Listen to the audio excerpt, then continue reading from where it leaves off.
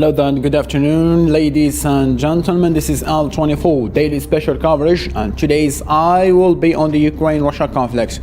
As firefighters race to pull people from the rubble and flames atop the night sky, President Volodymyr Zelensky of Ukraine denounced a Russian missile strike on a residential neighborhood in Kharkiv on Wednesday night as vile and cynical attack on civilians. The attack, he said, was the latest evidence that Russia, struggling on battlefield in the east and the south of the country, was targeting civilians to advance its ultimate goal of destroying the Ukrainian state. Ukrainian officials said at least 7 civilians were killed and another 16 wounded, including 11-year-old child. On the other side, the rockets arrived almost every day from direction of sprawling Zaporizhzhia nuclear power plant just across the Dnieper River from Nikopolu. The Russian forces that have occupied the plant since March have effectively turned it into a fortress. There have been large explosions on the premises of the plant. However, someone is firing and each side blames the other one. And the United Nations officials have raised alarms and concerns, warning over possible nuclear accidents. To analyze all this information, I'm joined live by Mr. Lakhvinder Singh, serving as Director of Peace Program of the Asia Institute from South Korea, and Gregory Simons, an Associate Professor with IRES, Uppsala University from Sweden, alongside Benjamin Blandin, Strategic Consultant in the aerospace and the defense industry from France. And he is now located in Malaysia. Gentlemen, thank you so much for being with us in this debate. A short break and we will be back.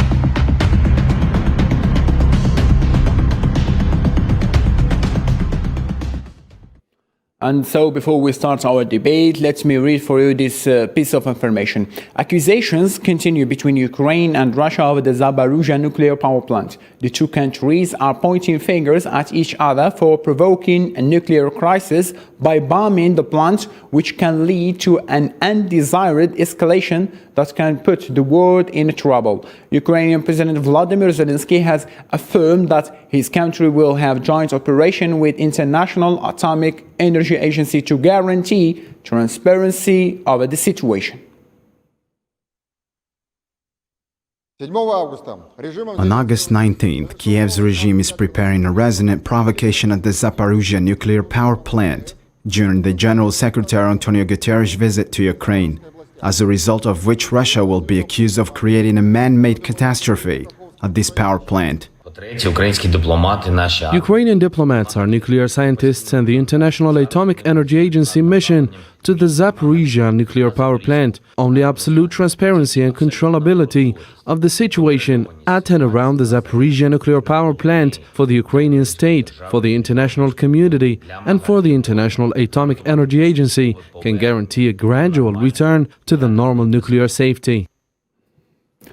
So, we'll be starting with Mr. Benjamin, since this is his first intervention with us. Mr. Benjamin, on Monday, Russia has been called by more than 42 countries to withdraw its troops from the nuclear plant Zaporizhzhia. So, how can you explain these calls, though one of the main reasons why Russia launched this military operation for the first place is to put hand on these nuclear plants?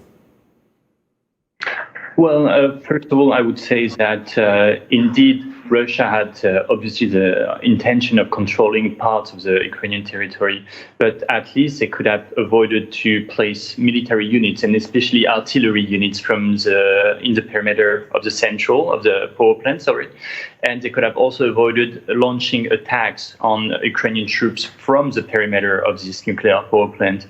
So, of course, it's obviously dangerous for the Ukrainian side to counter-strike in this perimeter, but I would like to balance some very terrible analysis from certain media who say that there is an immediate danger of explosion, because obviously strikes are being done in the perimeter, yes, but you have been able to witness that first they are using quite high precision munitions, and they are targeting rather the external perimeter or the fringes of the perimeter. So I wouldn't say currently there is a major risk, but of course it would be rather better for both sides to disengage from the power plant. Mm-hmm. Perfectly understood. Mr. Simons, how can you explain the continuous shelling of a Zaporizhzhia nuclear plant? Why no one, neither Russia nor Ukraine, are thinking of the world's safety? Europe already witnessed the catastrophic disaster of Chernobyl in 1986. Why they keep escalating the situation over there? Who can hold them responsible for these actions? Well, if we were to look at this as a sort of crime is driven by motivation plus opportunity. So the opportunity is to make something newsworthy because it's very fearful, it's very prominent news story, it gets people's attention.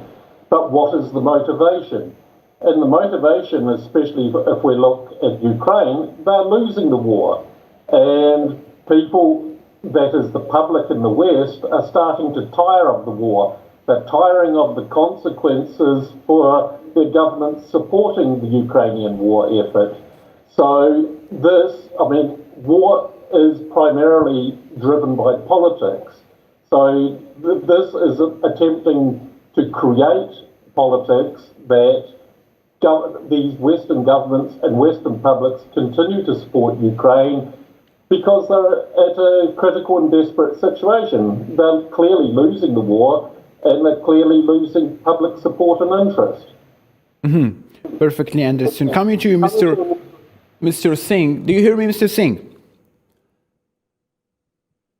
Mr. Singh, Antonio Guterres, UN General Secretary, kept warning the world leaders to avoid any escalation forward that lead to nuclear use of weapons. So, do you really think we have reached this point of tension and a nuclear shot would be used? And don't you think there is a link with what is happening around the globe in Ukraine precisely, and what have been found, as rumors mentioned, classified documents related to nuclear weapons in the US former President Mar-a-Lago, Donald Trump?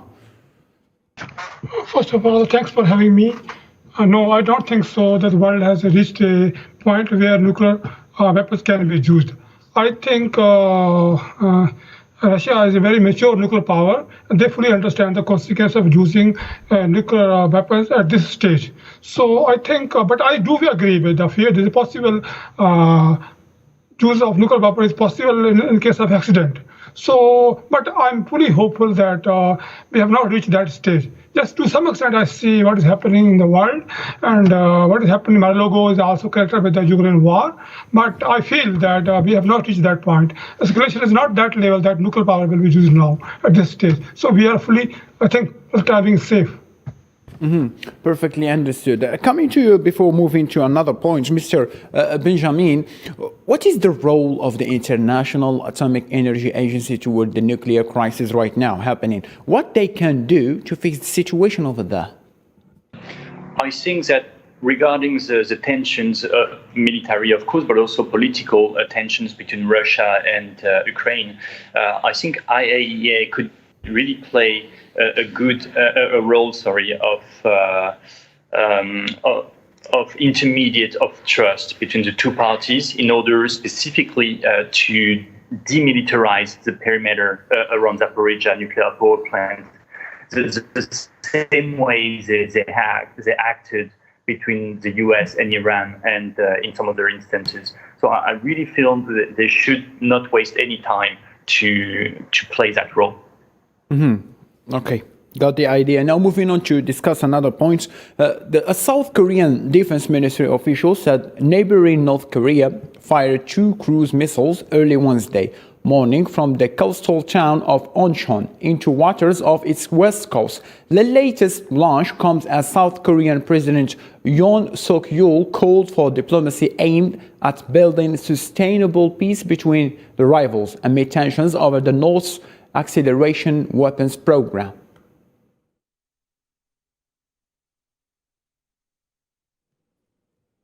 So since you are in South Korea, I'll be stating this question with you. Recently, Putin sent a letter to North Korea's leader calling for a strong, close, better relations. So what is your reading to this close tie between Moscow and North Korea, and to which side it is counted? And is South Korea under the threat right now? I think this is a very good opportunity for both countries to strengthen the relations. As you know, after the end of the Cold War, the relationship between North Korea and Russia was a little weakened. But now both of them are finding it very useful. North Korea was looking for an opportunity to break the sanctions imposed by the Western world. And recently, both Russia and China refused to support a sanction regime on North Korea, even though North Korea keep testing nuclear missiles. So I think this is a very good opportunity for both countries to strengthen the relationship. North Korea is looking for opportunity to engage in Ukraine war. As you know, they recently offered to send their soldiers or even construction workers to support Russian war effort. I think this is very good signal for both countries to strengthen their relationship. I think both are looking for opportunity. I think the Russians understand the geopolitical value of engaging North Korea in the Ukraine war. So I think maybe they are serious this time that they may involve North Korea in the Ukraine war in the coming weeks. Quite understood. Coming to you, Mr. Benjamin, don't you think the latest visit of Nancy Pelosi to Taiwan pushed Russia to speed up its spreading movement in the Asian continent, first Iran and now North Korea? Well, first, I believe that it was an opportunity for Russia to demonstrate the close ties with China, like being in support to China is the same way China has been a moral support to Russia. So this was the first opportunity. And after that, I think we have noticed that the close ties between Russia and India, Russia and Vietnam and some other countries. So yes, for Russia, on many aspects, it's a good occasion to go back and to show that it's not only focused on what's happening in Ukraine and Eastern Europe, but that it also has an agenda for the world and specifically for Asia. Very good indeed. Derived from your words, Mr. Simon, don't you think now, after Iran gets close to Russia, European Union and US are looking forward for a fresh negotiation with Iran over the 2015 nuclear deal? It is don't you think it is a sort of dangerous concern that Moscow could gain another strong ally in the region, or they only want to fulfill Iran's request to bring it to their side, the Western Bloc? Well, unfortunately, this is presuming that the West still acts rationally and in its own interests, which, if anything, recent events this year have proven they do anything but act in their own interest. They still believe that they're an uncontested hegemony in the globe and can dictate all matters. I mean, what Taiwan, what the JCPOA and what Ukraine have all proven is that they no longer have that same coercive force that they did have in the immediate aftermath of the old Cold War. Quite understood. Another point to be discussed, coming back to Ukraine, UN spokesperson stated that UN Secretary General Antonio Guterres will meet Ukrainian President Volodymyr Zelensky and Turkish President Tayyip Erdogan in Ukraine on Thursday. And on Friday, they will visit the Black Sea port of Odessa, where grain exports have resumed under UN broker deal.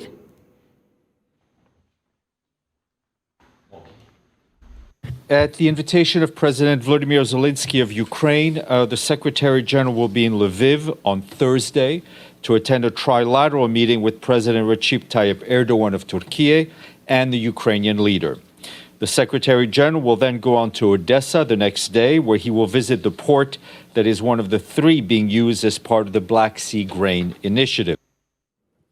Mr. Simons, coming back to you again, how can you describe the economic situation in Europe after almost 7 months of battling, and how this grain shipment will boost the Ukrainian economy to recover? The grain shipments will not boost the Ukrainian economy to recover. I mean, the war expenditures and the general state, not only physical but psychological, of the Ukrainian economy means it will be in utter disarray, whatever is left of it. And I mean, what you're getting here is, I mean, with these visits such as Erdogan, I mean, what this signals is the increasing marginalisation of the West, that is the EU as a kind of vassal, but also the United States, how they're getting sidelined from these major events which they've been contributing to creating. Understood. As a comment on your statements, Mr. Benjamin, how can these grain shipments prove the Ukrainian status in this war? And can we consider these successful grain shipments as a step forward to reach an end in this conflict between Ukraine and Russia? Well, since the signing of the agreement for exportation, I think back in 27th of July, there has been a total of 25 ships. So it may seem like a lot. Actually, it's a really small portion of the usual transport ships. And in fact, I think in normal years, the production is 60 million tons of cereals, maize, and some other products. And this year, it should be 30% less than usual. And so. To jump on your first question to Mr. Simon, I would say that the exports, even if they were at 100% of their capacity, it wouldn't have such a big impact on the recovery of the economy because the losses have been so great in infrastructures and building and so on. So the more ships there are, the better, of course. But it's really a starting process, and I would believe that the visit in Odessa and then in Turkey of Mr. Gutierrez will help speed things up on that regard. Perfectly understood. I know that you are in Malaysia, but I'm deadly certain you have an idea about the economic situation in France. How can you explain the impact of Ukraine over the economic in France? I mean, I believe there is an inflation over there as well as in US. So what is the situation over there? Well, my answer will be twofold. So I'm in Malaysia right now, and for having I've read a lot of articles recently from Pakistan media, Malaysian media, and Indonesian media, and I can tell you that the impact is really, really important, especially on the poorest people, especially for the food. And cooking oil is one important aspect. In France, in contrast, the impact is rather light. Honestly, I haven't seen a spike in prices either for the food or it's rather the energy that has been the most important aspect, and especially for the people filling their tanks for the cars. But I think in Europe, Western Europe, there's been a lot of discussions about it, but I think we are quite protected either by the government or by the mechanics of our economies for the moment. Perfectly understood. Thank you so much for this explanation. Mr. Singh, could the incomes from these grain shipments cover the huge debts Ukraine is drawing in? And they are still keep asking for more weapons, for more funding. I mean, how Ukraine will pay the debts they have? I think there's a very little, because this deal is not that big, I don't think Ukraine can use this the money earned from these exports to pay debts. But this deal can play very important role in bringing peace to the region and to the Ukraine war. And I think Russians also see it as the opportunity to show that they are responsible power, even though they know this deal will strengthen Ukraine economy and bring money, hard dollars for Ukraine economy, but still they are allowing it. So it means Russians are opening an opportunity for peace. So I think this deal will play very positive both for Russians as well as for Ukrainians. But still, doubtful that the grain sales will help Ukraine to lower its debt, because that's very different story altogether. Thank you so much for this explanation. Coming to you, Mr. Simon, I really wonder what make Turkey valuable and could manage to do this deal. I mean, why there isn't another European country could manage to do what Turkey has done? What is special about Turkey in this situation between Ukraine and Russia? Turkey, in this regard, I mean, it's been already for a number of years developing itself in terms of its foreign and security policy as being independent and separate from NATO and this Western line. And what we see here, Turkey has developed yet another strain of its diplomacy, where it's acting as a bridge between Western and non-Western countries. And I mean, this is not only referring to what's happening in Ukraine, but I mean, there's also spread their influence to other countries such as Libya, Syria, and other parts of the world as well, as the South Caucasus. But what they're doing here is they make themselves somewhat valuable and indispensable to the West, especially the United States and Europe, at a time when the United States and Europe are criticising Turkey for different issues, and especially if we're looking at the mass refugee crisis, because now Turkey has created the situation where it will be the West needing Turkey rather than simply being able to use Turkey at moments of convenience. Perfectly understood. Thank you so much, Mr. Simon. Before moving on to the Chinese troops and the exercise military joints, Mr. Benjamin, there is a question has been raised. Why Macron couldn't manage to do what the Turkish president is doing? Because in the beginning of the war, in March, April, Mr. Macron keep calling Putin and keep making calls with him, a meeting with him, but he couldn't manage to do what the Turkish president has done. What was missing to Macron? Indeed, Mr. Macron has been criticized by many in the opposition parties in France and by many commentators in the population for his incapacity to reach a lasting agreement or even any agreement at all with Mr. Putin, despite numerous discussions on the phone, coming himself to Moscow. And that has been truly troubling to certain people. But on that regard, I believe President Putin also likes to play ice and fire, so to speak, in certain circumstances. So maybe President Putin also tried to raise the bar too high to obtain an agreement, and maybe that's the reason why there was no agreement in the end. Perfectly understood. Now the last point to be discussed. Chinese troops will travel to Russia to take part in joint military exercises led by the host, and including India, Belarus, Mongolia, Tajikistan, and other countries. According to the Chinese Defense Ministry, China's participation in the joint exercise was unrelated to a current international and regional situation.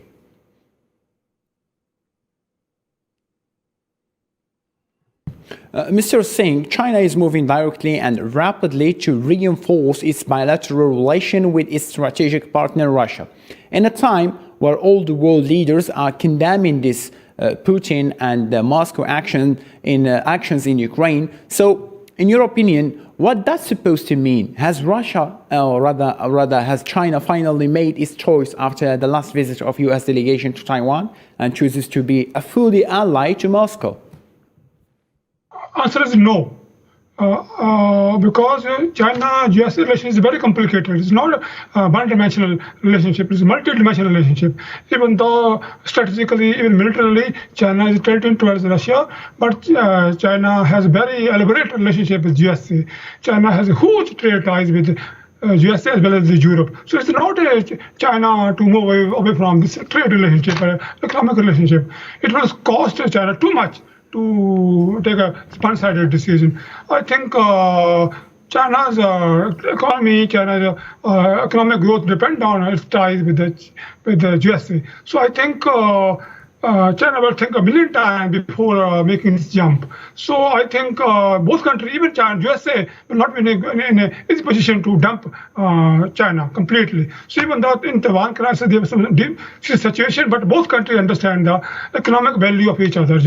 China is very important economic player in the region, very important military player in the region. So it's not easy for China, for USA to provoke China to a large extent. I think what's happening is just a strategic placements. They're trying to understand each other's strategies in each other's mind. But China simply cannot dump its ties with the USA for Russia. So I think Russia will stay as it is.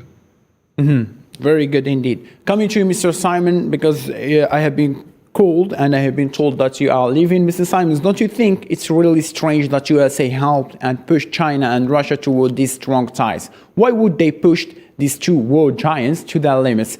Is US capable of facing both countries, Gadret? Well, the US is finished as a hegemony. I mean, even Kissinger has recently expressed his dismay at what he calls a disequilibrium, which is in play at the moment. I mean, the keeping Russia or the Soviet Union as it was and China separated was a central point of US policy from the 1970s. So, I mean, now that they've pushed it together, I mean, it shows this rather rash and suicidal approach by the US-led West to international relations, which, if anything, is merely going to accelerate this transformation from this Western-centric US unipolar world towards a non-Western-centric multipolar world.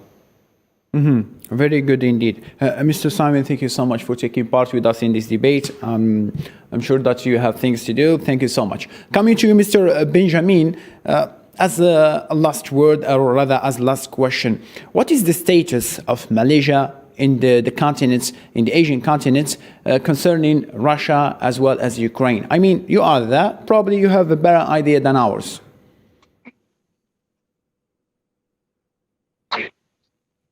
Mr. Benjamin, do you hear me?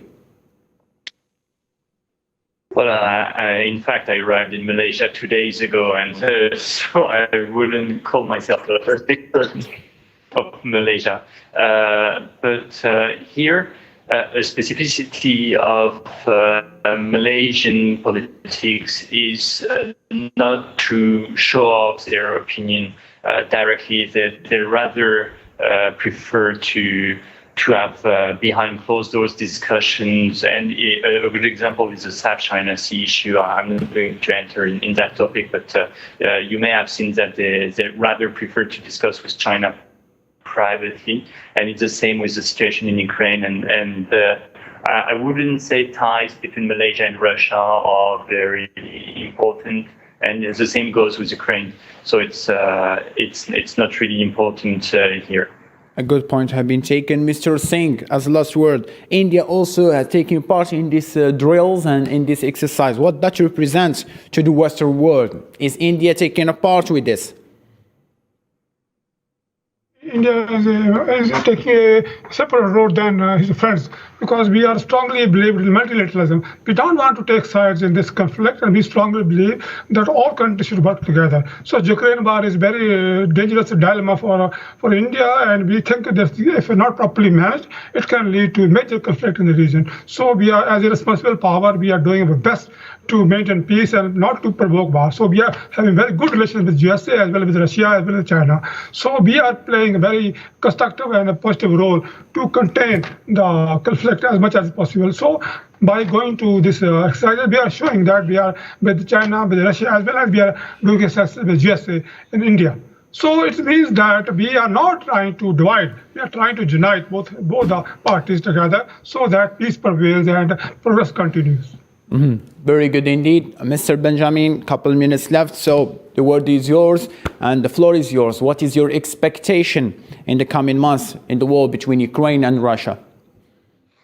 Well, it has been said by many commentators in Western Europe that the moment of balance would happen in the month of August. What I mean by that is whether we would see in August whether the conflict goes in favor of Ukraine or in favor of Russia. What is obvious to see is that deliveries of very high precision weapons from the US and some other countries has been very important over the months of July and August, and we've seen as a result multiple explosion of ammunition dumps and other strategic locations in Russian occupied Ukraine and in Crimea. And I would say that a lot will depend on the capacity of both sides either to